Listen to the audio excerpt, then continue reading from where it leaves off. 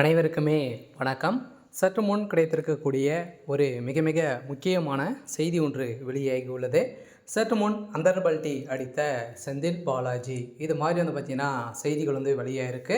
இப்போ பார்த்திங்கன்னா அனைவருக்குமே தெரியும், இந்த கரூர் வழக்கின் மூலமாக பார்த்திங்கன்னா செந்தில் பாலாஜியுடைய கதை ஒட்டுமொத்தமாக முடிய போகுது அப்படின்றத அனைவருக்குமே தெரியும். பார்த்திங்கன்னா செந்தில் பாலாஜி அவர்கள் தான் இதில் குற்றவாளி என பார்த்திங்கன்னா நிரூபணமாக இருக்குது. அதேமாதிரி இந்த விசாரணை பார்த்திங்கன்னா சிபிஐக்கு மாற்றப்பட்டதுலேருந்தே பார்த்திங்கன்னா செந்தில் பாலாஜி அவர்களுக்கு பார்த்திங்கன்னா பெரும் அதிர்ச்சியில் இருக்கார். எப்போ கண்டறிவங்க அப்படின்ற மாதிரி பார்த்திங்கன்னா பெரும் பயத்திலே இருந்திருந்த நிலையில் இப்போ அதிரடியாக செந்தில் பாலாஜி அவர்கள் செய்தது ஒரு மிகப்பெரிய தவறு தான் அப்படின்றத அவரே ஒத்துக்கொண்டு இப்போ பார்த்திங்கன்னா முதல்வர் ஸ்டாலின் அவர்கள் மாட்டி விட்டு இருக்காரு. இதனால் பேர்லாம் திடீர்னு செந்தில் பாலாஜி அவர்கள் பார்த்திங்கன்னா அனைவருக்குமே தெரியும். இது வரைக்குமே பார்த்திங்கன்னா ஒரு 5-6 கட்சியிலேருந்து மாறி மாறி செந்தில் பாலாஜி அவர்கள் வந்திருக்காரு.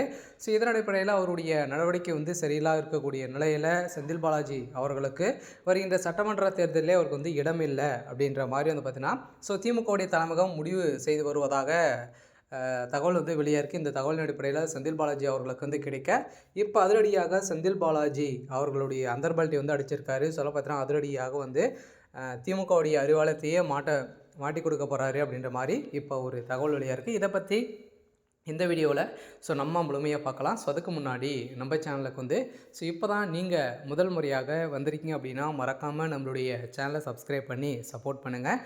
வாங்க வீடியோக்குள்ளே போகலாம்.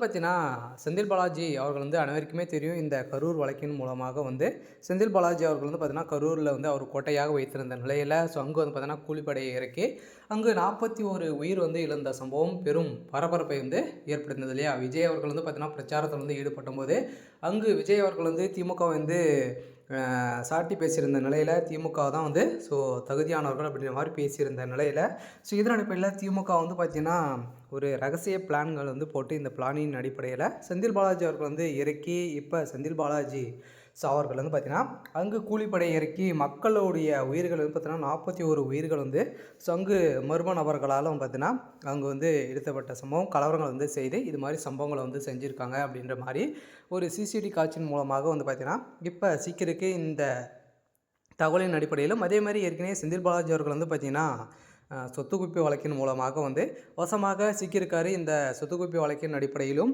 இப்போ செந்தில் பாலாஜி அவருடைய கதை ஒட்டுமொத்தமாக முடிய போகுது. செந்தில் பாலாஜியுடைய கதையை பார்த்தீங்கன்னா வருகின்ற சட்டமன்ற தேர்தலுக்குள்ளே அவர் போட்டியிடுவாரா அப்படின்ற ஒரு மிகப்பெரிய கேள்விக்குறியாகவே இருக்குது. அந்த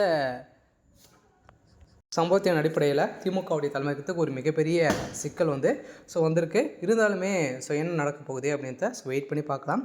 இது மாதிரி செய்திகளை தெரிஞ்சுக்கணும் அப்படின்னா மறக்காமல் நம்மளுடைய சேனலை சப்ஸ்கிரைப் பண்ணி சப்போர்ட் பண்ணுங்கள். தேங்க்யூ.